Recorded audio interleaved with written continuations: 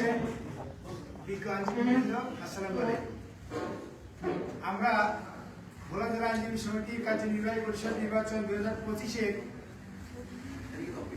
নির্বাচনের তফসিল ঘোষণা থেকে আজকে ফলাফল ঘোষণা পর্যন্ত আমরা অত্যন্ত সুচারুভাবে সুন্দরভাবে নির্বাচন পরিচালনা করার চেষ্টা করেছি এবং ইনশাআল্লাহ আমরা এই নির্বাচনের আজকে শেষ পর্যায়ে ফলাফল পর্যায়ে আল্লাহর রহমতে কোনো অপ্রীতিকর ঘটনা এই ঘটনায় সকলের স্বতঃস্ফূর্তভাবে আমাদের এই ভোলা জেলা আইনজীবী সমিতির কার্যনির্বাহী পরিষদ 2025-এর নির্বাচনে 13 জন প্রার্থী মনোনয়নপত্র জমা দিয়েছেন। এই 13 জন প্রার্থীকে আমরা আজকে অন্য কোনো প্রার্থী মনোনয়নপত্র জমা না দেওয়া তাদেরকে চূড়ান্ত তালিকা তাদের প্রকাশ করা হয়েছে। আমরা আজকের এই আপনাদের সামনে এই জাতির এই ক্লান্তি লগ্নে আমরা কার্যনির্বাহী পরিষদের চূড়ান্ত ফলাফল ঘোষণা করব। আমাদের এই চূড়ান্ত ফলাফল ঘোষণা করার জন্য আমি অনুরোধ করব নির্বাচন উপপরিষদ আইনজীবী সমিতি ভোলা এর কার্যনির্বাহী পরিষদ নির্বাচন 2025-এর সম্মানিত প্রধান নির্বাচন কমিশনার আলহাজ অ্যাডভোকেট জনাব মোহাম্মদ মুজাম্মেল হক স্যারকে চূড়ান্ত ফলাফল ঘোষণা করার জন্য বিশেষভাবে অনুরোধ করছি।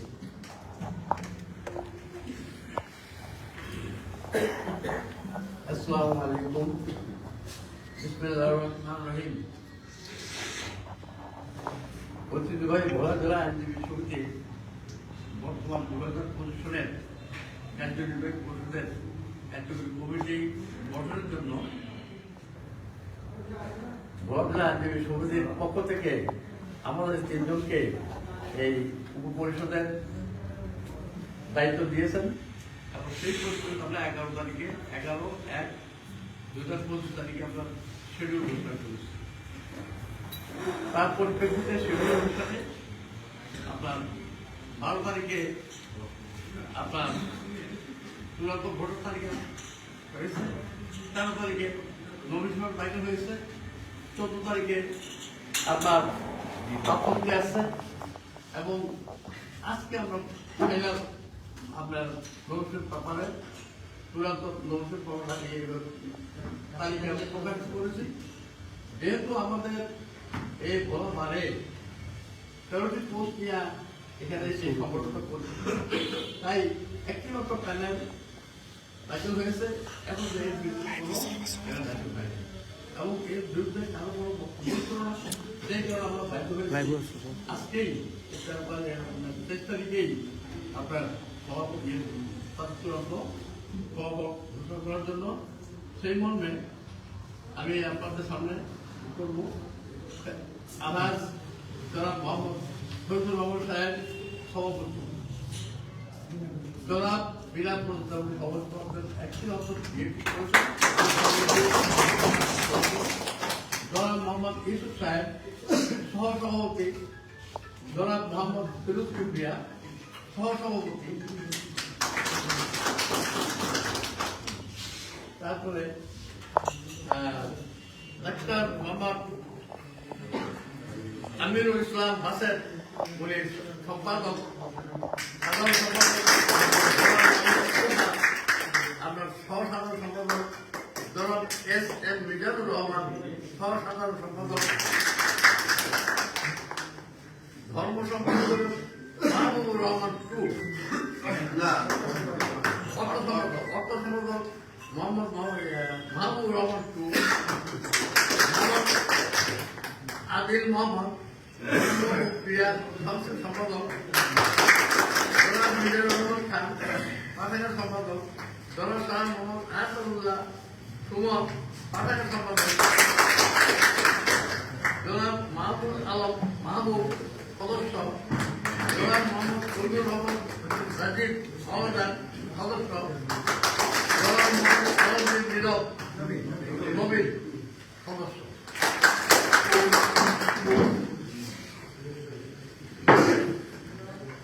আপনাদের জ্ঞাতার্থে আমি আরো একবার ফলাফল ঘোষণা করছি। আমাদের এই 2025 কার্যকরী পরিষদ নির্বাচনে বিনা প্রতিদ্বন্দ্বিতায় 13টি পদই জাতীয়তাবাদী আইনজীবী প্যানেল তারা জয়ী হয়েছেন।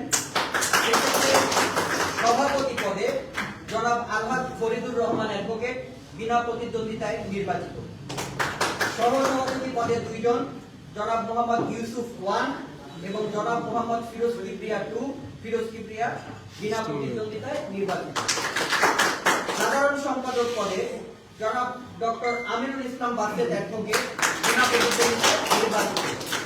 সহ সাধারণ সম্পাদক পদে 2 জন, জনাব মোহাম্মদ তোহা অ্যাডভোকেট এবং জনাব এস.এম. মিজানুর রহমান অ্যাডভোকেট বিনা প্রতিদ্বন্দ্বিতায় নির্বাচিত।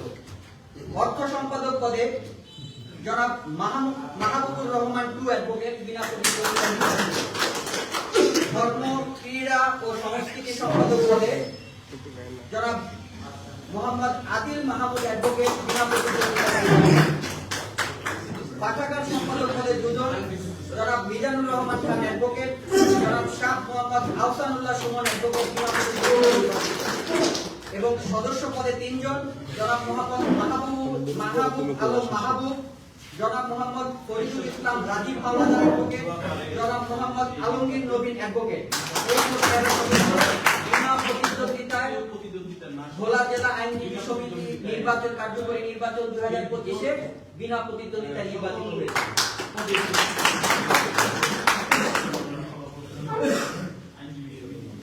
আপনাদের সকলকে ধৈর্য ধরে অনেকক্ষণ অপেক্ষা করেছেন, এর জন্য আন্তরিকভাবে দুঃখিত।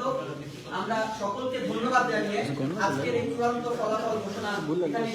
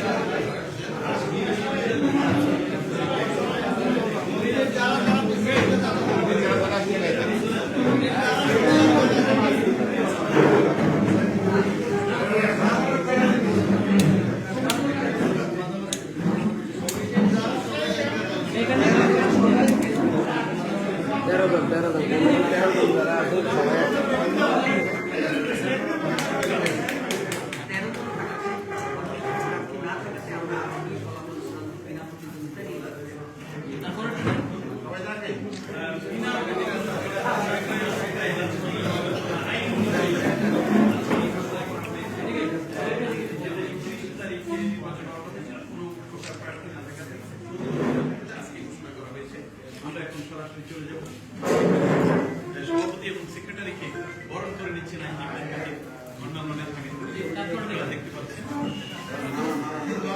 চেষ্টা করছি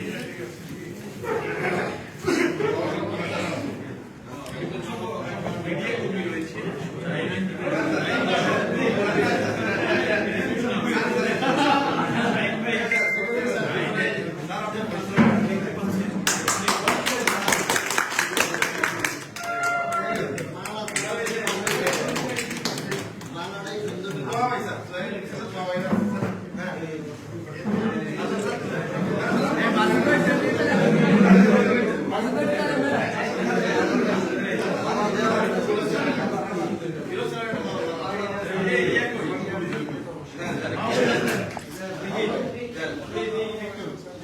সবাই একটু দাঁড়াইলে ভালো হবে।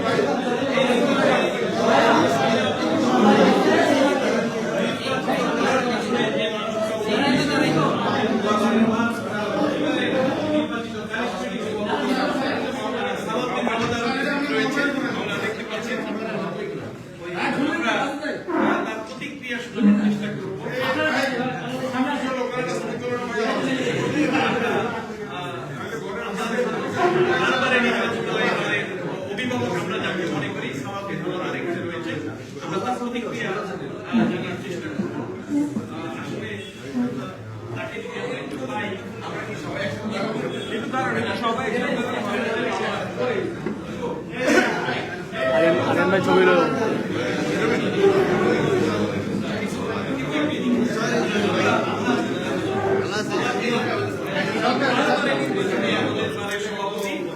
ক্যারিজমেটিক মানুষ এই নির্বাচনে বিজেপি বিজয়ী করার পিছনে যার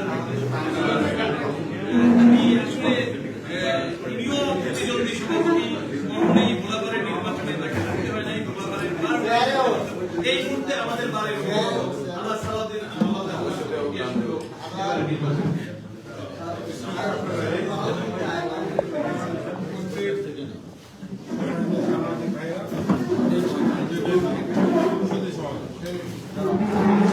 সকলকে ধন্যবাদ জানিয়ে আমি একটি কথা বলতে চাই। ঐতিহ্যবাহী বড় জেলা আইনজীবী সমিতি টিপু সোজা হও, সোজা হয়ে পিছনে আয়ো। 1903 সালে আইনজীবী সমিতি দীর্ঘদিন পর্যন্ত দুটি প্যানেলের মাধ্যমে নির্বাচন হয়েছে। গত 96 সাল থেকে 1 সাল পর্যন্ত নির্বাচনে কিছুটা ব্যর্থ হয়ে পড়েছে। তার মধ্যে একবার 99 সালে নির্বাচন কমিশনারের চেম্বার ভাঙচুর হয়েছে ফ্রেমটা সোজা এবং ভোটারের চেম্বার ভাঙচুর হয়েছে। যারা ভাঙচুর করেছে ওই সময় তারা পরবর্তী সময় 15 সনে বার কাউন্সিল নির্বাচনে ছবি ব্যানার ফেস্টুন ভাঙচুর করেছে। প্রতিবাদে মানববন্ধন করেছি, ইট পাটকেল নিক্ষেপ করেছি। এরপরে গত নির্বাচনে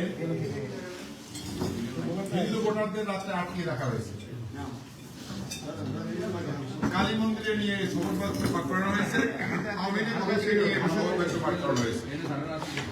আওয়ামী লীগের একজন নেতা 50 জন আইনজীবীকে হুমকি দিয়েছে, রাতে যে তোমরা ভোট নিয়ে আসলে আমাকে দেখা করে বলবে এবং কাকে দিচ্ছ সেটা আমাকে কনফার্ম করে দেখে দেবে। 19 সালের নির্বাচনে সাধারণ ভোটার প্রায় 100 ভোটারকে, আমি তখন সভাপতি ক্যান্ডিডেট ছিলাম, 100 ভোটারকে বাধ্য করা হয়েছে যে আমরা তুমি ছবি কোথায় দিচ্ছ, ভোট এই ব্যালট পেপার ছবি এটা দেখাইতে হবে। সেই ভোটে আমি মাত্র 4 ভোটে হয়েছিলাম, সৌভাগ্যবশত। সর্বশেষ 21 সালে এখানে আমাদের কেন্দ্রটা ব্যাধকর হয়ে যায় দিনের বেলা, এবং এখন আইনি অস্ত্র অথবা বেআইনি অস্ত্র দুই পাশে দুইটা মিলে জামা ভাগ করে উঠে আমাদেরকে দেখায় 24 সালের নির্বাচনে। এবং কেন্দ্রের সামনে সাধারণ সম্পাদক প্রার্থী ভোট কাকে দিচ্ছেন এটা কনফার্ম করে দেখে তারপর তাকে বক্সের মধ্যে ঢুকাতে বাধ্য করছে ওই ভোটারকে। এটা আমাদের গত নির্বাচনে সাধারণ সম্পাদক প্রার্থীর কাছে করেছে। বাংলাদেশের মানুষের সৌভাগ্যবশত জুলাই বিপ্লবে, আগস্ট বিপ্লবে ওই দলীয় যারা দেশের খুন, জখম, গুম, হত্যা, র্যাব, অর্থ কেলেঙ্কারি, ব্যাংক লুট, নির্বাচন, যত প্রকার কারসাজি আছে দীর্ঘ 15 বছরে করেছে, তারা এই বছর ওই সমস্ত অন্যের প্রতিবাদ হইতে পারে সাধারণ সদস্যদের যারা ভোট দিতে পারে নাই গত বছর, তারা হয়তো প্রতিবাদ করতে পারে। এরকম একটি অপরাধ বোধ থেকে হয়তো তারা নির্বাচনে আসার সাহস করে। যে সাধারণ সদস্যের সাথে গত বছর যে আচরণটি করেছি সেই আচরণটি আমরা করতে পারবো না, এই কারণে তারা হয়তো অপরাধ বোধ থেকে নির্বাচনে অংশগ্রহণ করেননি। আর যদি তাই না হলেও অন্য কোনো কারণ থাকতো তাহলে ওনার সম্মানিত সাংবাদিক বৃন্দদের কাছে ডেকে তারা আমাদের সৌভাগ্য করতে আসতেন যে ভাই আমরা আমাদের ভয়ের কারণ আছে, আপনারা আসেন, আমরা নমনীয় সৌভাগ্য কিনবো, আমরা কোনো সমস্যা করি কিনা আপনারা দেখেন। সেই বিষয়টিও তারা করেন নাই। নট অনলি দ্যাট, সাবমিটের পরে বাংলাদেশের একটি নিয়ম আছে নির্বাচন প্রক্রিয়ার, এই নির্বাচনটি সুষ্ঠু হইতেছে না, অতএব এই নির্বাচনটি পুনরায় আমরা দাবি করি, তফসিল পুনরায় দাবি করি। এরকম কোন দাবিও প্রিন্ট মিডিয়া, ইলেকট্রনিক মিডিয়া বা নির্বাচন কমিশনের কাছে করেননি।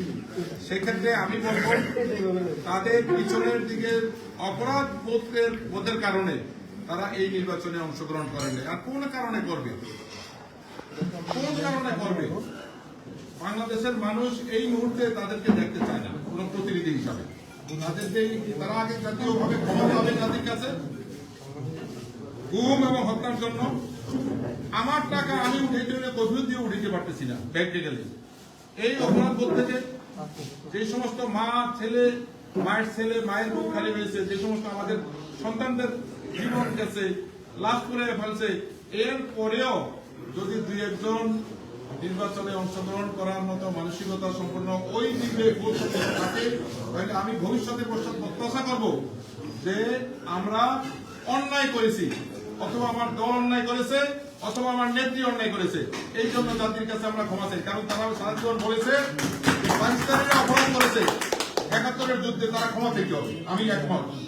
আর তারা যে ১৫ বছর যে অপরাধ করেছে, এই জন্য যদি জাতির কাছে, আইনজীবীর কাছে ক্ষমা চায়, তাহলে ক্ষমা চাওয়ার পরে, ক্ষমা পাওয়ার পরে তারা নির্বাচনে অংশগ্রহণ করার বিষয়ে এই জাতির কোনো আপত্তি থাকবে না, না হলে আপত্তি। সর্বশেষ একটি কথা বিনয়ের সাথে আপনাদেরকে জানাই, আমাদের বোর্ড আছে এখানে, সভাপতি সেক্রেটারি। এইবার 91 সালে নির্বাচিত, 91 সালে বিএনপি সরকার গঠনের পরে প্রথম অনুদানে এইবার বিল্ডিং ভর্তি পেতে হয়েছে।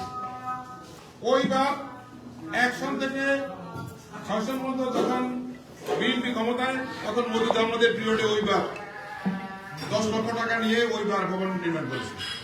এবং ওই তালিকাটা আমরা দেখার জন্য বলবো যে আওয়ামী লীগ ক্ষমতা থাকাকালীন অবস্থায়ও আমরাই নির্বাচনে ম্যাক্সিমাম সময় বিজয়ী হয়েছি। এই প্যানেল নট অনলি দ্যাট, ২০ সালের নির্বাচনে ১৯ সালে যখন ওই রকম ১০০ ব্যালট দেখার পরেও আমাকে পরাজিত করতে পারে না আমার প্যানেলকে, তখন ২০ সালে এসে তারা প্যানেল দিতে ব্যর্থ হইয়া যৌথভাবে আমাদেরকে সমর্থন করেছে যে ভাই আপনি আমার সভাপতি হন, আমরা নির্বাচন করব না। এইভাবে যৌথ প্যানেল দিয়ে তারা ৬টা পদ দিছে, আমরা ৭টা পদ দিছি, সেইভাবে তারা পদ ছেড়ে দিয়েছে। এমত অবস্থায় তারা এবার নির্বাচন থেকে দূরে সরে আছে।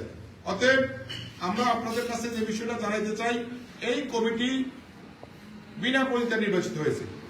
আপনাদের কাছ থেকে সকলের সার্বিক সহযোগিতা চাই, যাতে এই কমিটি ভোলা বাড়ির উন্নয়নের জন্য, সাধারণ মানুষের জন্য ন্যায় বিচার প্রতিষ্ঠার ক্ষেত্রে, এবং সাংবাদিক ভাইদের আজকের যে ইজ্জত দেওয়ার জন্য এই কমিটিটা আছে, সেই সাংবাদিক ভাইদের যেন ইজ্জত রক্ষা করে ভোলার সাধারণ মানুষ এবং বিচার প্রার্থী মানুষ এবং ভোলা জেলা আইনজীবী সমিতির মুখ উজ্জ্বল করতে পারে।